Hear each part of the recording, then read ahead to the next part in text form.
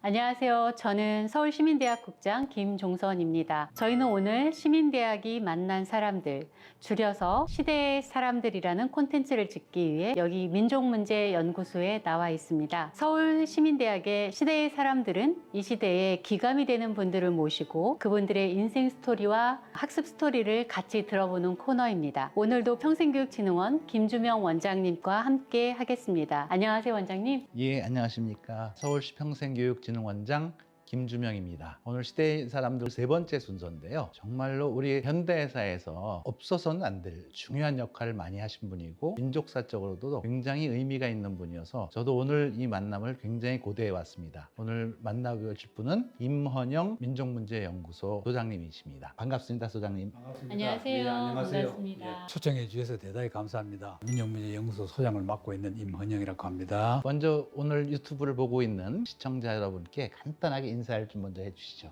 예, 시청자 여러분 안녕하십니까? 제가 이 유튜브에는 처음 나왔습니다만은 앞으로 여러분들 많이 사랑해 주시고 특히 오늘 이 프로그램을 널리 선진해 주시길 바라면서 제가 이 인터뷰에 임하겠습니다. 여러분 잘 부탁드립니다. 예, 우리 임 소장님은 문학평론가로 굉장히 잘 알려져 있지만 지금은 민족문제연구소 소장으로 일하고 계십니다. 이 민족문제연구소는 신일인명사전 발간으로 굉장히 유명하죠. 우리 민족사의 전기를 바로잡는데 굉장히 중요한 역할을 하셨던 분인데 어떻게 해서 우리 문학평론가로 쭉 하셨던 분이 민족문제연구소 소장이 됐을까? 그게 먼저 궁금해지는데요. 예. 다들 그렇게 질문을 제일 먼저 해요. 그게 이제 하게 될 수밖에 없었던 것이 이제 우리가 이제 민주화 운동이 왜 이렇게 안 되느냐? 젊은 학생들이 왜 이렇게 의식이 없느냐? 그걸 생각하다가 왜 그러냐? 현대사를 몰라 그렇다. 그럼 그때 이제 모든 대학에서 한국사를 가르칠 때 3.1 운동까지만 가르쳐요. 그 뒤 역사는 몰라요. 우리도 3.1 운동까지만 배우고 그 뒤에 책에 나오든 안 나오든 아예 선생 자신이 알아서 교사들이 알아서 안 가르쳐요. 가르치기 곤란하니까. 그러니까 그 뒤에 걸 연구하자. 그래서 생긴 게 역사문제연구소였습니다. 예. 말씀을 들어보면 소장님께서는 역사학자가 되셨어야 될 것 같은데 실질적으로 문학평론가시거든요. 저는 좀 궁금했던 게 소장님께는 어떤 문학의 이끌림이 있었을까가 좀 궁금했어요. 이게 이제 정서적으로 그 예술적인 체질이랄까 할까 그런 게 저한테 조금 있었어요. 그래서 이제 뭐 자연이나 꽃 같은 거 보고도 막 탐복을 잘하고 고등학교 때까지 굉장히 열심히 그 문학 작품을 거의 다 섭렵을 하면서 했고 그래서 그냥 고등학교 시절을 보내고 대학 원서스로 갔더니만은 담임 선생님이 딱 하는 말이 국문과겠지 이러더라고요. 그래서 그냥 국문과를 써버렸죠. 그래서 이제 문학을 하게 됐죠. 소장님께서 어디 인터뷰나 이런 것들을 보면 역사가 결합되지 않으면 진짜 문학 같지 않다라는 말씀 해주셨잖아요. 그 역사를 충분히 알면서 문학을 바라본다는 것은 어떤 것인지 그게 좀 또 저는 궁금합니다. 예를 들면요. 문학을 그냥 단순한 문학 작품 하나만으로 볼 때와 그 시나 소설, 드라마나 영화나 뭐 다 마찬가지입니다만 보면서 역사적인 배경을 보면은 이게 완전히 달라집니다. 이래서 이제 역사를 아는 것이 이렇게 중요하구나. 시대 정신을 담은 그런 역사적 작품이 문학이 아닌가 뭐 이런 생각도 들고 하는데요. 최근에 소장님은 워낙 책을 많이 저술하셨어요. 한 50여 권 되는 것 같은데요. 근데 제가 좀 인상 깊게 본 게 최근에 문학의 길 역사의 광장이라는 책을 봤는데 유성호 교수님하고 대담 형식으로 정리한 건데 우리 이 시대의 시대사이기도 하고 또 한편으로 문학의 역사이기도 한데 굉장히 저는 감동을 많이 받았습니다. 어떻게 이 책을 저술하시게 됐는지 한번 그 말씀을 좀. 감사합니다. 그 책을 언급해 주셔서 좀 선전하고 싶은데 영 선전이 안 돼서 원장님 고맙습니다. 근데 이제 이 책이 원래 제가 그 2005년에 리영희 선생님과 대화를 했습니다. 그때는 제가 이제 그래도 지금보다 한 15년 전이니까 지금보다는 조금 젊었을 때죠. 나도 언젠가는 저 주인공의 뒤를 봐야 되겠다. 남의 인터뷰만 할 게 아니라. 그런 생각을 어렴풋이 가졌다가 또 이제 워낙 전 또 일이 많았어요. 문단 일도 있고 또 연구소 일도 있고 뭐 시민단체 사회운동 도저히 책을 낼 엄두를 못 냈어요. 그러다가 그래서 그냥 입은 살아있으니까 입이 살아있을 때 대담으로 하자. 근데 마침 이제 유성호 교수가 굉장히 해박해요. 굉장히 우리나라 현대사에 대해서도 많이 알고 특히 문학평론가이기도 하고 이래서 삼박자가 맞아가지고 나온 책입니다. 많이들 읽어주시기 바랍니다. 저희 시민대학은 사실 인문학을 통해서 인문적 성찰을 통해서 시민의식을 높이는 일을 하고 있거든요. 소장님께서는 그 인문학 안에서도 문학 영역에서 또는 역사 영역에서 왜 인문학이 사람들에게 이렇게 중요하다고 얘기할 수 있는지를 말씀해 주시면 어떨까 싶네요. 저는 문학 강의를 항상 그렇게 말합니다. 인문학적 문학 수업, 인문학적 문학 수업을 해야 된다. 인문학이라는 건 통섭을 하는 거고 그 통섭을 한 데서 문학이 가장 먼저입니다. 역사학이라는 것은 있었던 사실만 이해하는 거야. 문학은 가상 세계다 하거든. 그 문학이라는 게 뭐냐 한마디로 이승의 염라대왕이 문학이다. 문학은 역할은 뭐냐? 이승의 염라대왕 역할을 해야 된다. 쉽게 말해 이승에서 정말로 뭐가 옳은 거라는 걸 심판해 주는. 그러니까 독재에 저항도 하고 이런 거 아닙니까? 저는 그렇게 정의를 하거든요. 그래서 그래 보면 이제 역사 인문학이 인문학적인 통섭을 통해서 잘 조화를 이루어서 나가야 그 사회가 올바로 된다고 생각할 수 있는 거죠. 그 역사의 법정의 판사 중에 하나는 문학가도 될 수 있을 것 같아요. 그래서 선생님이 지난해 한국 소설 정치를 통매하다 이런 평론집을 냈는데 거기 보면 이제 광장의 최인훈 작가에 대한 그 평론을 하시면서 한국 소설 정치를 통매하다 이런 말씀을 하셨어요. 이게 이제 문학 속에서도 그 시대의 정의라든가 이런 것을 표현하기 위해서 소설 속에 뭐 그런 게 담겨져 있는 것 같아요. 소설이라는 게 역사학자들과 함께도 가다가 앞서도 가요. 소설이 오히려 앞서가요. 문학이 역사학자보다 앞서가기도 하고 또 뒤서가기도 하고 함께 가기도 하고 그러니까 계속 이렇게 섞여서 가는 겁니다. 예를 들면은 조정래의 아리랑, 태백산맥 이런 거는 역사학자들이 몰랐던 부분이에요. 작가 조정래가 참으로 다 현지 답사하고 취재해서 쓴 건데 그 소설 보고 역사학자들이 그걸 가서 소설에 나온 현장 가서 그걸 도로 검증해서 도로 역사책으로 쓰는 거예요. 그런 거거든요. 그래서 그런 걸 보면은 그 원장님 말씀대로 그대로 이제 문학도 그 심판의 자격이 있는 판사 자격이 있는 역사와 같은 판사 자격이 있는 거죠. 저희가 보니까 민족문제연구소에서 가장 큰 활약 중에 하나로 친일 인명사전 발간을 하셨잖아요. 너무나 많은 사람들이 알고 있는 것 같아요. 이와 관련해서 조금 더 자세한 이야기를 좀 들어보고 싶거든요. 뭐 하루 종일 해도 모자랄 정도로 그 비하인드 스토리가 많은데 그런데 연구소 만드는 가장 큰 기본 그 원리가 친일 인명사전이었습니다. 이걸 우리 만들려고 연구소 낸다.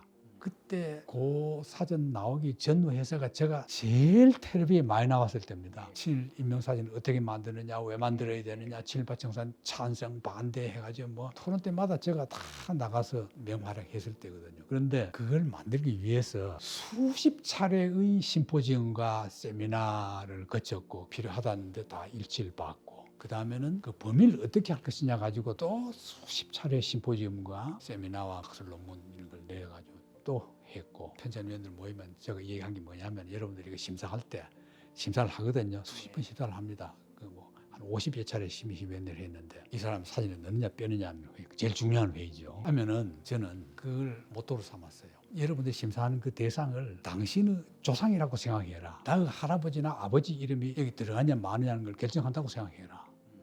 그렇지 않습니까? 우리가 굉장히 애정을 가지고 했습니다. 원래 친일파라는 개념이요. 단순하게 그냥 일제 협력했다 그게 아닙니다. 전범입니다. 전범. 그래서 그런 취지에서 친일 인명사전을 만들었다고 보시면은 아마 시청자들도 충분히 이해가 되실 것 같습니다. 소장님은 이제 살아오신 길이 또 문학가이자 또 한편으로는 현대사의 굴곡을 다 거치시면서 살아오신 것 같아요. 소장님이 생각하시는 우리 역사란 어떤 것인지, 우리가 역사를 어떤 관점으로 바라봐야 될지, 소장님에서 역사관이라고 한다면 어떤 게 있을까요? 세계사나 우리나라 역사나 다 똑같은 것 같아요. 다 세계환경을 쓰고 보고 있어요. 그걸 빨리 그렇게 만든 거는 이제 그 시대적인 한계죠. 정치체제라든가 이런 거 한계죠. 교과서에서 배운 거하고. 근데 인문학적으로 역사를 봐야 된다는 것이 그 세계환경을 벗고 진정한 투명 투시경으로 보는 눈을 가지게 하는 거. 그게 역사여야 된다. 그게 이제 제가 생각하는 역사관입니다. 그 문화센터에서 글쓰기 강연 같은 경우는 굉장히 인기가 있었다고 들었습니다. 이렇게 강의를 하시면서 학습자들과 만나는 게 소장님께는 어떤 의미로 다가오셨나요? 처음엔 제가 그때 이제 대학 강의도 못하고 아직 복권이 안 돼가지고 그런 상태에서 제가 아는 한 분이 여기 와서 이런 거나 해봐라 해서 그냥 이제 아르바이트 삼아서 나갔어요. 그랬는데 해보니까 3분의 2가 떨어져 나가버려요. 그다음 모집하니까 또 보충이 돼요. 제 이름이 있으니까. 그래 해보면은요, 글을 쓰면 사람이 달라져요. 그래서 제가 그때 그 모토가 뭐냐면은 생각이 아름다우면 사람도 아름다워진다. 정말로 아름다워져요. 그 일생을 함께 해도 되는 그런 글벗들로 이제 만들어지는 거죠. 네, 저희 진흥원에서는 이전에도 많은 분들에게 평생교육은 무엇이라고 생각하느냐라고 여쭤본 적이 있어요. 고 신영복 교수님께서는 평생교육을 먼 길을 함께 가는 아름다운 동행이다. 이렇게 말씀을 해주셨거든요. 임원영 선생님께도 여쭤보고 싶어요. 평생교육이란 뭘까? 가장 즐겁게 오래 사는 방법입니다. 그 민주화 시대의 가장 중요한 게 차이점이 뭐냐면은 평생교육 하는 거거든요. 평생교육으로 나날이 새로워지는 학문을 평생교육을 통해서 받아들이는 거예요. 여기 안 나가면은 아무리 박사고 대학에 대석학으로 정년퇴직했더라도 들어앉아 있으면 그건 옛날 지식밖에 없어요. 평생교육의 중요성을 아는 분들이 다 나와요. 그런 분들이 그래도 끝까지 안 늙어요. 덜 늙어요. 왜? 와서 맨날 웃으니까. 강의 들으면서 웃고 같이 밥 먹으면서 웃고 차 마시면서 웃고. 그러니까 저는 이제 농담 삼아서 죽을 때까지 여기 나와라. 그래서 평생 할 수 있는 거죠? 예, 평생 할 수, 죽을 때까지. 예. 그 이제 소장님 그동안 살아오신 거 보면 어릴 적부터 지금까지 인생의 굴곡이나 고비가 힘든 것도 굉장히 많은 걸 겪으셨을 텐데 그런 힘든 시기 이런 거를 이겨내는 원동력이 있었다면 어떤 게 있을까요? 원망, 그 미워하는 원망이 아니고 바랄 원자, 바랄 망자, 원망, 내 희망. 그걸 반드시 가져야 돼요. 자기 꿈다하면은 낙천성이 돼요, 사람이. 그게 저를 이렇게 버텨주는 힘 같습니다. 소장님, 저희가 이 시대의 사람들에서 꼭 여쭤보는 질문이 하나 더 있는데요. 시민들에게 이 책은 꼭 한 권 추천하고 싶다라면 어떤 책이 있을지 말씀해 주시면 좋겠습니다. 저는 뭐 물론 저도 굉장히 추천하고 싶은 게 엄청나게 많아서 만약에 뭐 우리 집에 불이 난다면 뭐 하나 가지고 갈 것이냐 그랬을 때는 사마천의 사기입니다. 가장 좋은 책이라는 건 제가 볼 땐 기준이 그거거든요. 인간이 살아가면서 겪는 모든 일, 정치, 경제, 사회, 문화, 종교, 뭐 윤리, 도덕까지도 책 한 권으로 다 알 수 있는 거, 처세법까지. 그게 좋은 책이거든요. 거기 다 있어요. 좋은 책이죠. 오늘 뭐 선생님하고 긴 시간 얘기를 했는데요. 마지막으로 우리 시청자분들께 한 말씀 해주시죠. 여러분 이제 이 서울시 평생교육진흥원에 많은 후원을 해주시고 강의도 들어주시고 앞에서 이렇게 일하시는 그 원장님과 국장님을 비롯해서 많은 그 상근 직원들과 교강사들에게 어떤 연대를 가지시고 평생 동안 여기서 그냥 늙는다 생각하시고 참석해 주시면 좋겠습니다. 그 소장님 아까 말씀하실 때 희망, 어떤 꿈이 있어야 된다고 말씀하셨는데 앞으로 어떤 행보를 우리가 기대하면 좋을지 소장님이 갖고 계신 향후 계획이 있으면 말씀 한번 해주시죠. 이 책은 꼭 써야 되겠다는 한 권 있어요. 피라사인데 한국 현대 피라사.